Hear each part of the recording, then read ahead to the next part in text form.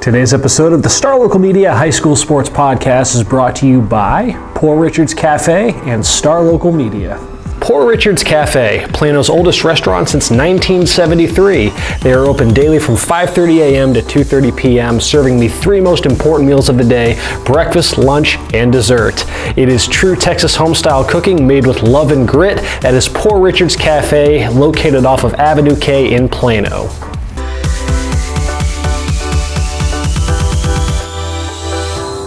Welcome to another episode of the Star Local Media High School Sports Podcast. My name is Matt Welch, sports editor at Star Local Media, and I am here with Brian Murphy. Brian, today's a sad day.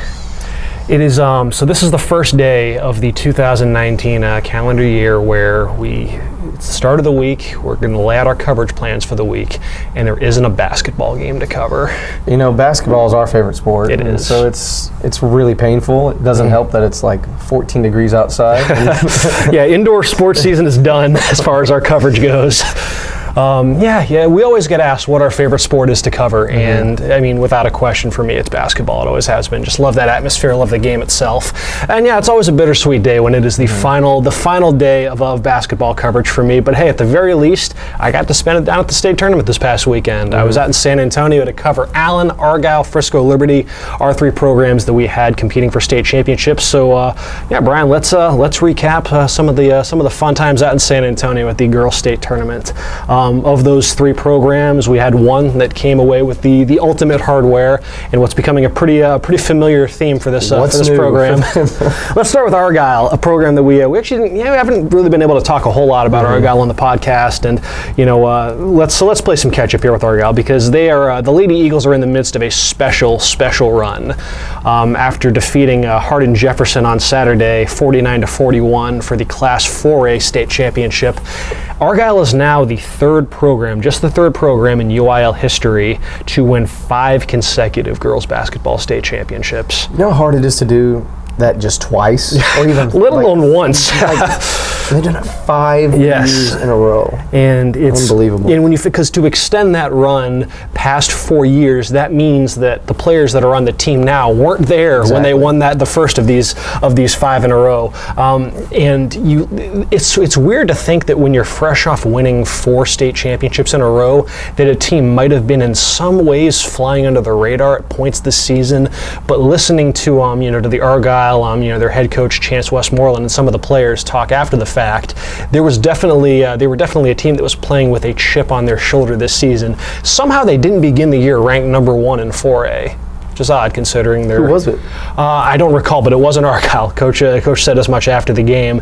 And then at some points in the season, they were ranked as low as 18th in the state.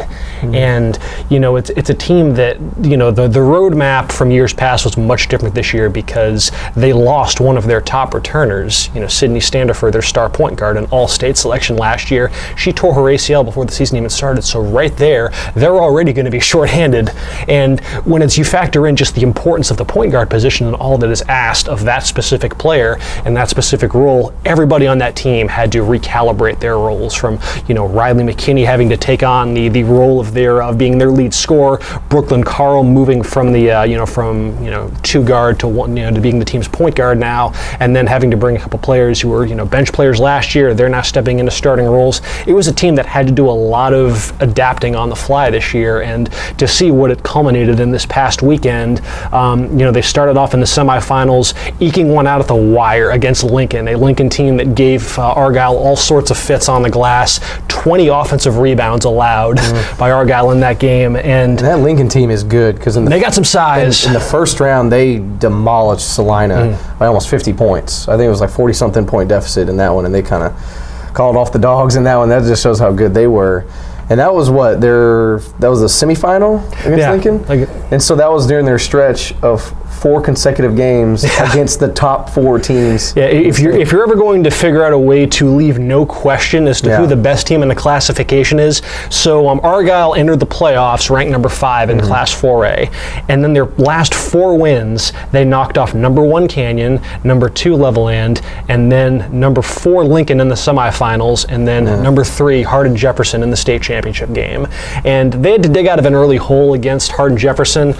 There's a lot of speed, athleticism on that Hardin-Jefferson squad, and they just blindsided Argyle quick for like a 12-3 start, I want to say. And then Riley McKinney, who was one of the stories of the state tournament, and just her, she was doing a very, very worthy James Harden impression in the state championship game. She shot 15 free throws, and just her aggression really helped will Argyle back into this game. She scored or assisted on their first 19 points of the contest. I've never seen a player have that sort of a run. Is she left-handed and have a beard too? She does neither. Okay. But she's an immensely skilled player, and yeah, she received state tournament MVP honors. And she really paced the team early on in the first half. She scored 21 points, I believe, I believe they had 27 in the first half, and she was she was just front and center. And then the rest of the team picked it up there in the second half. Brooklyn Carl, Abby Williams, Bailey Timmons, Kennedy Reeves. I mean, there's a lot of. It's a team that plays really, really smart defense. They rebounded the ball very well against Hardin-Jefferson. Compared to that game against Lincoln, obviously they took that performance to heart. And then the following morning, they out-rebounded Hardin-Jefferson 40-26, including 15-6 in offensive rebounds. And 5 straight years for Argyle. And the run's probably not going to be ending anytime soon, because they do have quite a few players that are set to come back next season. And at this rate, at the very least, maybe they can get that #1 ranking heading into next season, because it feels like, I don't really know what the case is to bet against them. They're reaching like that status where, almost like Allen in football, where you get the benefit of the doubt. When they lose, okay, fine. Eventually it's going to end, but until then, I wouldn't be picking against Argyle in a playoff game anytime soon. Would you say over the past decade that this has been the most dominant team in any sport? It's right up there with Allen wrestling, which we'll get to later on.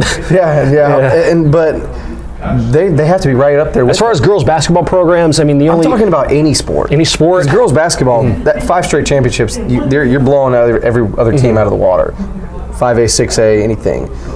But have they been the most successful and dominant sports team in the state? They've certainly they've made a case for it, for sure, with 5 straight state championships.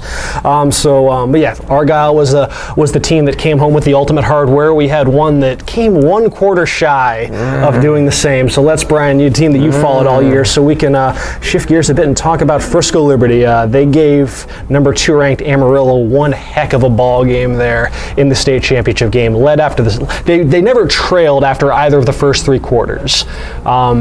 And then the 4th quarter happened, and Amarillo, they just needed one run in a game that was very closely contested, very back and forth. It felt like the game was being played on Liberty's terms for the first 2.5 to 3 quarters, and then Amarillo, they start ramping up the pressure with their press defense. About from the midway point of the 3rd quarter on, you could start to see that, okay, they're playing with a little bit more energy on that end of the floor. Now, was that the first time they did the press defense, the full court press? As far as, at least over the course of the game, it seemed like they were. It was the first time when they really were locked in, and everybody was playing with this extra sense of energy. It was a little bit softer, if in other parts of the game where they might have tried it, but they definitely played with a sense of urgency down the stretch. And there was just a run there set early in the 4th quarter with about 6 minutes left. Amarillo goes on a 13-0 run and puts Liberty down by 9. And just with the way that the game was being played, because you've seen this Liberty team time and time again, Brian, they are so patient and methodical on offense. And that was really what helped. They were never in a rush at any point against Amarillo. They played very composed, worked the ball around where they didn't rush any shots, and they seemed to do about as good a job as you can working for a good high percentage shot. And they do have so many selfless, willing passers and smart players too, players who know when to cut and just find ways to create high percentage looks for themselves. And they did such a good job making Amarillo as uncomfortable as you conceivably could. Yeah, they're so well coached. Which is, I think, the main strength of this team. Ross Reedy does a phenomenal job, and he gets the most out of all of his players. You have, it helps when your team is stacked. When you have, when you lots can of run, talent. when you can run, 10 players deep in any game. You have Jazzy Owens Barnett, their stud freshman, and she still doesn't get enough playing time as she should. Next season, expect a blow up season for her part in her sophomore year. But, they're so well coached. They're a well-oiled machine. And that play that I saw going into the half, that was executed to perfection. And you see Reedy telling them, hey, no, instructing them, don't do this, wait. And then he tells them when to go. And they go, hit Mackenzie Glover, cutting to the basket, and it was just executed to perfection. And I felt like that's been the story of their offense for much of the season, and they got away from that when Amarillo got him in the press and got him behind, something they weren't really accustomed to. Because that was the thing. Like, so Amarillo had such a tough time solving Liberty's half-court offense. So the answer Get him is, out of it. Yeah, don't even let them set up in half court. And they forced a lot of turnovers before Liberty could even get the ball past half court that contributed to that 13-0 run. And Amarillo is as credentialed a program as there is in the state, and it was really the ultimate clash of just a dominant defense versus a high-scoring offense. The number that I kept in mind for this game from Liberty's standpoint was 40 points. Liberty, prior to that game, had not allowed an opponent to score more than 40 points in its last 16 games. And that includes matchups against several state-ranked teams. Twice against Lone Star. Kerrville Tivy, the game before, that team was averaging well over in the 50s and 60s in points. When was the last time they gave up 40 points? Jersey Village, I believe, at the December 29th in the holiday tournament. San Benito's Classic. Yep. So this was the first time in 2019 that the team had scored over 40 points on Liberty. And by the same accord, Amarillo had never scored under 40 points this season. So something had to give. Exactly. That's a storyline right there. They were just so close. But then, once Amarillo had that run, Liberty was able to get back to within 3 points. I want to say 45-42 inside the final minute. Jazzy Owens steal and free throws. Yep. And then, and they actually then did force a turnover to get the ball back and have a chance at the tying basket. Except then they, I forget who it was attacking the basket. Amarillo draws a charge. Amarillo gets the ball back, and Liberty just couldn't make up the rest of the ground. So a very, very valiant effort for a team that. I don't know. I mean, would you say at the start of the postseason, did this feel like a team that, or were you maybe more between them or Lone Star? It felt like those two were destined to see each other in the 5th round. I was saying it midway through district. Lone Star and Liberty were going to play in the regional final. I mean, looking at those teams, maybe the next best team in that region might have been in the same district. That's Frisco Centennial. Maybe Wiley East. They had Wiley East state ranked, but I saw them play against Frisco Memorial in the first round. And, a Memorial team that is definitely on the rise, but their best players are freshmen and sophomores. I wasn't too impressed with Wiley East. I didn't understand their state ranking. I thought Frisco Centennial was a better team. They just had to face Lone Star and Centennial and take losses there. But if they were in that district with Wiley East, they would have won that district. So essentially the 3 best teams in that region were in the same district. So and Liberty had to beat Centennial in the 3rd round. That was no, give me game. And they beat them again for the 3rd time this year. Set up 2 games later, which set up the highly anticipated showdown, like I had predicted, for over a month between Liberty and Lone Star. And the winner of that game, I felt like had a real strong chance. Real strong chance. Liberty. I hope I don't get too much heat for saying this, but Liberty, I think, was the better team out of Liberty and Lone Star. I think because if you remember that first time they lost to Lone Star, they had a 15-point lead and kind of blew it away. Adriana Quezada, did Adriana Quezada things, forced overtime, and then they won in overtime. And I think Liberty, they were a really special squad heading into the postseason, especially getting that rematch win against Lone Star in the district finale. They had the momentum. And then looking back in their non-district schedule, man, they were playing all of the tough 5A and 6A teams in non-district. Yeah, they had like 9 or 10 losses early in the year, but it was because you're playing Allen, a team in the state tournament. Yeah. Played. Coach Reedy was listing off all these teams that they played. They played against Timberview. They also played against Amarillo in non-district. And that game went to overtime. Exactly. Yeah. Exactly. And they lost that one, a tight one, in overtime. So they were they were built and prepared to make this playoff run. This was certainly not a fluke, and they were so close to bringing home that first state title. Coach Reedy said afterwards, not just the best team that he's had at Liberty, but also, as good, the best defensive team that he's had there by 4. Yeah, they are mentally the toughest for sure. They, their defense is every bit. Was so amazed by when just reading a backstory to Amarillo and just the kind of firepower that they had on offense. Just the job that Liberty does at luring these teams into playing its style of basketball. And for 3 quarters, they had the number number 2 team in the state on the ropes. But yeah, ultimately just fall one quarter shy of that elusive state championship. And their star player, Randy Thompson, she only dropped 10 points. I don't say only, but because she's capable of dropping 20 to 30 points any given game. D1, she's going to UNT, and I'm not saying it's on her or anything, but that just shows you how good this Liberty team is when your star player, your D1 athlete, she's scoring 10 points, and you're still right there in the thick of things against, Amarillo, probably the best team in all of 5A. Let's close this out with a look at the third team that I was out there to cover, a team that making its first ever trip to state. Allen Lady Eagles were bound for the state tournament for the very first time, and ultimately that was kind of, I'm going to say the downfall, but one of the contributing factors to why their benchmark season ends in the state semifinals as they lose to the most experienced team playing at the state tournament, at the very least in 6A, that being Converse Judson, a team that making its 3rd consecutive trip to state, a team that was locked in, ready to go, ready to take care of business in the state semifinals, and you see the little kind of the sequences in this game that mattered the most. Allen had more size at just about every position on Judson, but just the hustle and tenacity and all those little, cliched buzzwords. Everything seemed to favor Judson as far as, just hustling to loose balls, winning 50-50 rebounds in traffic, just aggression on defense and forcing Allen into a whole mess of turnovers. Allen only had 15 turnovers for the game, but it felt like a lot more afterwards. Judson just played so stinking well, and with Allen, Allen started off the game on a pretty impressive note, but then gave way to a big run late in the first quarter and just couldn't ever truly claw back. They were able to get within 1 to 2 possessions at times, but they just ultimately just never able to overtake that strong start from Judson. And then you just got to see, Allen, they had some moments where they missed some shots that they had been making previously. So perhaps being at state for the very first time versus a Judson team that was, this is far too commonplace for them, and they proved as much. Judson won the state championship, beat DeSoto in the title game, and I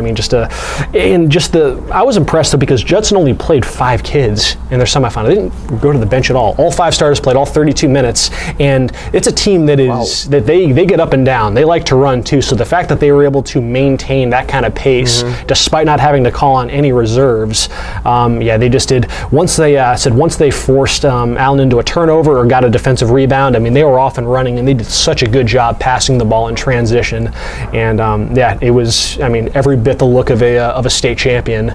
Matt, when me and you play like 4 pickup games in a row, we're dead for like 3 days. And then they had to turn around the next day and win a state championship against DeSoto. Yeah, no, they played 5 players. That's it. I've never seen that before. I don't know if they did that against DeSoto. I know for a fact that against Allen that they did, which I've never seen that before. Yeah, that is a very, very rare. But nevertheless, obviously don't want to just spend all this time talking about Judson, because this still was obviously a very, very impressive season for Allen. By any measure, their greatest season ever. First district title in what, a million years? Oh yeah, since 1993. Wow. Mid-90s, early to mid-90s for sure. And just to parlay that into the kind of run that they had, just all of the fourth quarter magic that they were able to conjure there. The buzzer beaters. Oh yeah.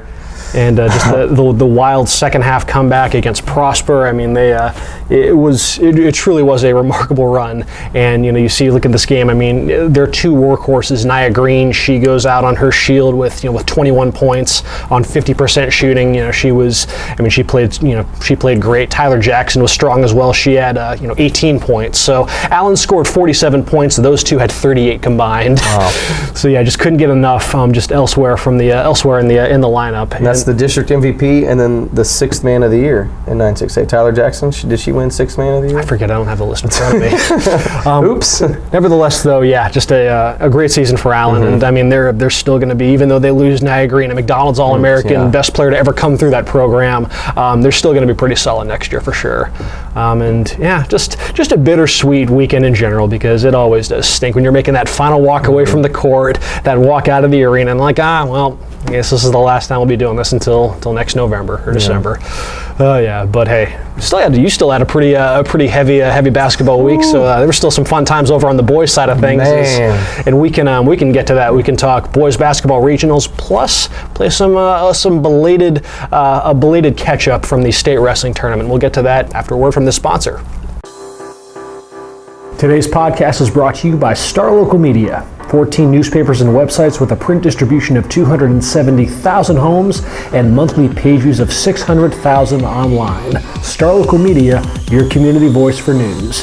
And now, let's get back to the podcast. And let's continue with a discussion now, I guess, as we bid adieu to boys basketball coverage. And Brian, you had a fun way to close down your coverage docket for the season, including what I don't think is a stretch to say the biggest win in the history of Frisco Lone Star's boys basketball program. That's what I've been told. That's what Coach Connor told me after the game. He said, it has to be, right? Coach Connor said he likes to live in the moment, and he said, right now, this is the biggest one. So a little bit of coach speak, but I knew the magnitude of it, There were some tears strolling on some people's faces, in moments like that. And let me backtrack. So for those of y'all that don't know what happened, Frisco Lone Star, they beat McKinney North to make it to the regional tournament. And what do you know? You got to take on number 1 ranked Lancaster in the regional semifinal. And, I kind of went in not so optimistic. I was like, just hopefully it's Lancaster. That is at the 5A level. You're not going to find too many programs over the last decade or so that have the kind of pedigree of Lancaster. 2 losses coming in, and one of their losses was to number 1 ranked Duncanville, who's now going to state as well. And so coming in, I was like, all right, Lone Star, just kind of keep it close. Don't get blown out. And in this game, man, they fell behind double digits. They were down by 10. Late in the second, early in the third, and I was like, oh man, just go and keep it close. They had this Miles Nash, Mike Miles is his name. Like, there's so many Miles. Mike Miles was Lancaster's point guard. He's a 3-star recruit. He played the part. He's like 6'4" point guard. He dominated. I think he had 16 in the first half. Second half, I think he had 2. And that was big. They kept him out of the game, or at least off the glass, off the offensive end. And man, Lone Star just goes on this run. They start a 10-0 run in the third quarter that leads to a 20-2 run. Out of nowhere, they just start hitting threes. Andre Howard, player off the bench, hits 5 threes, 4 of those in the second half. When it's like your destiny. You're knocking down those shots, you're executing like that. It's meant to be. It wasn't a fluke. They were giving it to Lancaster, and Lancaster was so flustered. They didn't, like I said, 22 run. They weren't scoring for, I don't know the stretch of minutes that they didn't score, and it was unbelievable. And so Lone Star late in the game up 50-55, and I'm blanking on this dude's name. He's a sophomore at Lancaster. You have pulled up there? Yeah. Wade Taylor, sophomore. He's starter stud, 6'5" guy. He splashes in a 3. Okay, it's 55-53. This is the closest deficit since, when Lone Star first took the lead early in the third quarter. It's like, oh crap. And then immediately they're pressing. Wade Taylor steals the ball instantly, takes it in, layup. We're tied 55-55. Where the press row is right in front of the Lancaster. I'm on the Lancaster side of the arena, and everyone's going nuts. What do you know? Lone Star can't score on the other end. They're a little flustered. And Mike Miles, he does what Mike Miles does, and he takes it in, gets fouled, misses the shot, but gets fouled, makes 1 of 2 free throws. There's 18 seconds left. Lancaster's now at 56-55. They're up for the first time since early in the third quarter.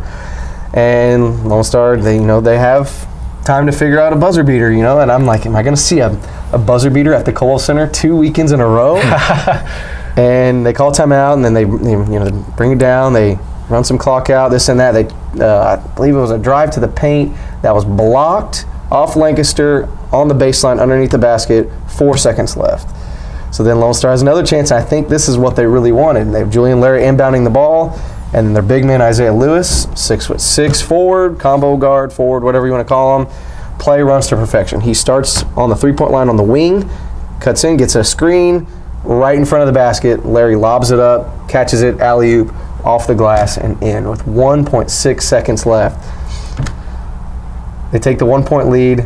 Lancaster calls a timeout, and they don't have a timeout. The second week in a row at the Kohl Center. It happened against Lone Star the first time, and it happened for them in the boys' game this time. So then they go to the line, get the ball back. Lancaster didn't have a chance. And That's got to be just the worst feeling for a coach. absolutely, no doubt about it. I don't know. I don't have verification on this if it was the Lancaster head coach or if someone on the sideline or if player. But someone called timeout, and they did not have a timeout, and it ended their season. Yeah. Granted, they still would have had to make a game winner. They still would have had to pull off some miraculous buzzer beater with 1 second left, but it totally killed the cause and killed any hopes of that happening. And man, it was an emotional scene for Lone Star. Coach Connor, he was very emotional. It was the second time that Lone Star reached the regional final. They reached it in 2014, and it's actually they're the only Frisco team, period, boys team, to reach the regional final. Wow. And what a win! Obviously, in my opinion, it was the greatest win in perhaps Frisco ISD boys basketball history.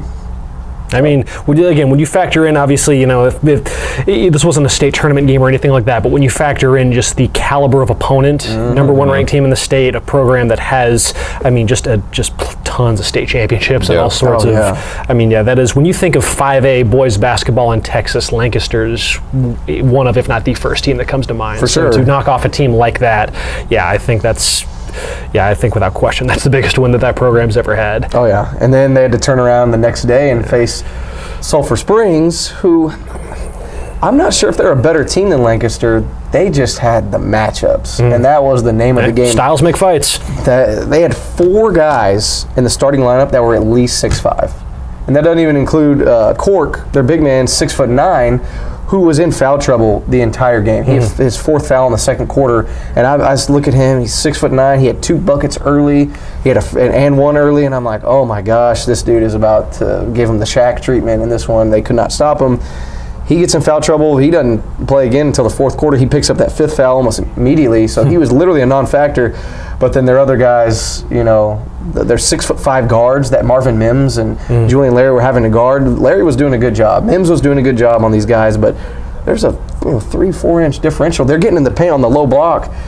Oh my gosh, it was just a variety of fashions, variety of ways they were scoring in the paint. There were putback dunks that were just electrifying Sulphur Springs. Sulphur Springs, their crowd, I think, had something to do with it too. They traveled so well. I tweeted out a picture of this. They were on the opposite side, so I could see everything. They had it wasn't just sprinkled here and there, just a little section. It was all the way to the hoops on each end and then some. And they had a massive student section. It was almost like the entire town of Sulphur Springs was there for that game, and they were just in full control of this game. They went up by as many as 16, I believe, at 28-12. The difference of this game was that second quarter. They were outscored 16-6, and the only reason Lone Star had 6 points was because Marvin Mims hit a 3 literally at the buzzer going into halftime to make it 28-15. But they were just dominated. They had no answer in the paint, and the matchups were the name of the game in that one, and their size was definitely a factor.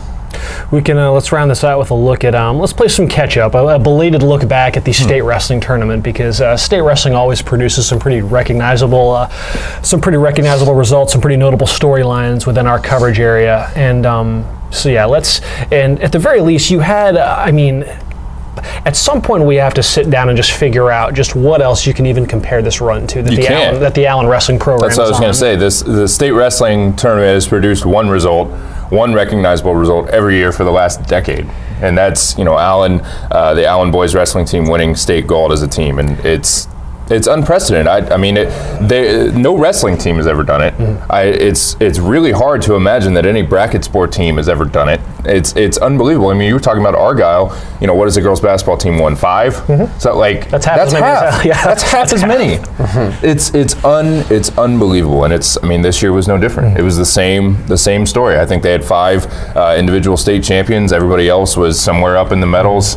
In every class that they wrestled in, and again, it wasn't even close. It's funny because if you were just to go to any part of the Metroplex outside of Allen and just poll 100 people on what they think the best sport is at Allen, and the answers that you would get, you're guessing it's probably going to be a pretty heavy favor for football and for plenty of justified reasons with, I mean, them having won, 4 state championships since 2012 and having been to the state semifinals 7 years in a row. And yeah, you can make a great case. Nope, it's the wrestling program because, yes, as Taylor alluded to, I mean, when you have now won an entire decade's worth of state championships, and it's not just that they keep without winning much state, resistance at all. Yeah, it's not that they keep winning state, it's that they do so in just insanely lopsided fashion. I went back through the team standings from the past 10 state meets just to see what Allen's margin of victory in the team standings was.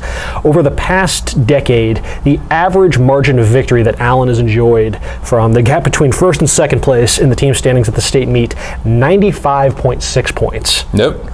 Almost 100 points. My God. That's, I mean, their last 4 years, they've won by more than 100.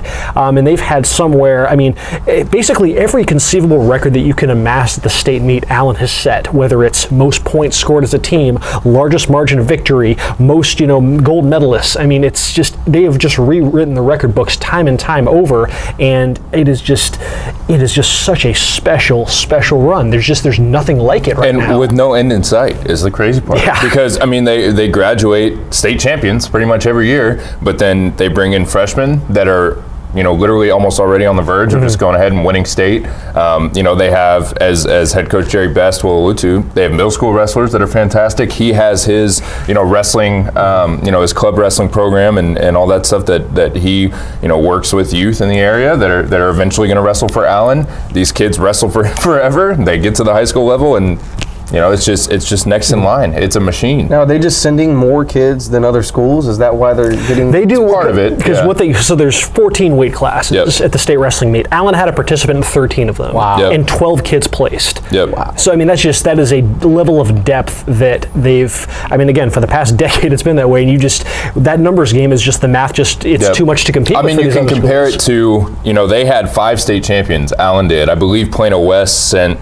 5 boys to state, in total. So I mean, it's just not, it is just a numbers game. But you only get to enjoy that numbers game if you qualify 13 different guys for state. I mean, that's the only way you get to kind of reap that. You said that 12 benefit. Yep. So it's not placed. like First through 6 is okay. So it's not like they're just going just to go. They're elite and they're state. And I don't remember off the top of my head who it was that didn't place, but I'm sure they were right on the verge. I mean, it's not like they have there's no stinkers on Allen's wrestling team. Put it that way. There are not. There's no odd man out. There's nobody that's kind of picking up the rear.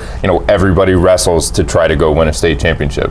It is again, we just need to sit down at some point and just do a big history project to see if we can just figure out what else you can compare this to, because it just seems so insane to think that 10 years in and they've just been able to have just this much consistency and success. Yeah. And like you said, it's not slowing down anytime soon because of the job that these wrestlers, kids that have, because I feel like wrestling as a sport, as we can kind of get to in a sec, you'll have kids that pick up wrestling just on a whim, like as a sophomore or a junior in high school, and then within the next year or two, they're great at it. Yep. I mean, that's not the case with Allen. You have most of these kids that have been wrestling since they were in diapers. Pretty much, their entire lives. Yeah. And for a lot of the years. I mean, that's part of it too, is that there's a familiarity and kind of a top to bottom commitment to what they do that's unmatched anywhere. And it wouldn't surprise me if you came to me in 10 more years and Allen still hasn't lost. It's just kind of a fact of life at this point. It's pretty insane. But like we mentioned, it's not inconceivable for a wrestler to pick up the sport on a whim like that and immediately find success. And with Plano West, you have a wrestler like Ashley Leakus who did this during her junior year, made it to state as a junior despite barely having any skin in the game. Totally respectable. Got 6 after, she started a couple months before last season, went to state, got 6th place placed, but then, this year she was just on another level. I mean, I had to, I covered district regionals and I wasn't there for state, but every time I saw her wrestle, I think I videoed one time because sometimes it's hard to video wrestling matches. They're minute and a half periods or whatever they are, and you get 3 of them and it can go on and you kind of just film at the end. Ashley, I guess you better be there when the match starts, because I think I miss it.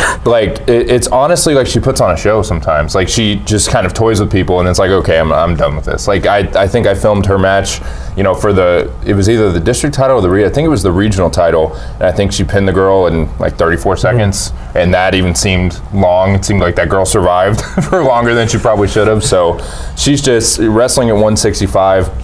as a senior, she was just physically stronger than I think anybody she wrestled this year. Outside of, her only loss to Byron Nelson's, let me see if I can find her name, Kaylin Albrecht, who was the only girl to defeat her in the lead up to the state tournament. They met in the state final. It was, very cinematic, I'm sure. The revenge story, and Likas was, up a dozen points or something heading into the third period, and then eventually pinned her. And there was just no resistance. It was crazy. And she becomes the first Plano West girls wrestling state champion. And then on the other side, Tegan Jamison on the boys' side. He was the first, together they're the first individual state wrestling champions that West has ever had. I mentioned that West, earlier in the podcast, they took 5 boys plus Likas, and they had 4 of those 5 place, I believe, and I believe every boys wrestler they place comes back. Likas obviously will graduate, but on the boys side, they bring, I think, pretty much their entire team back. Head coach Clay Goodlow is excited for the direction of the program. Their goal, obviously, it's funny when you talk to these other wrestling coaches because in most sports it's like, oh well, we're going to try to unseat Allen. We're going to try to, even Allen football, it's like, oh, who's going to be the team that can finally knock them off? Can we beat them in the state semis? Here's a rematch. I think we can get them this year.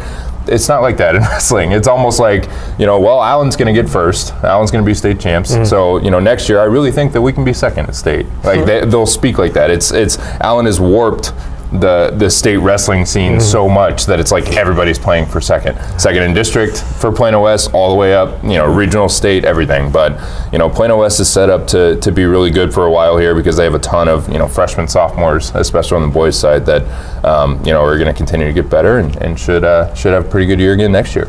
With Frisco ISD, Brian, it does feel like every year, I don't know which program it is, feels like it's a different one, but it feels like Frisco ISD always has a strong turnout at the state wrestling meet. They do. Over the past few years, the Centennial boys have been pretty dominant, but they graduated their 2 top guys. But they still sent plenty of wrestlers to state. I believe all but one Frisco school had a wrestler at state, so they're very well represented.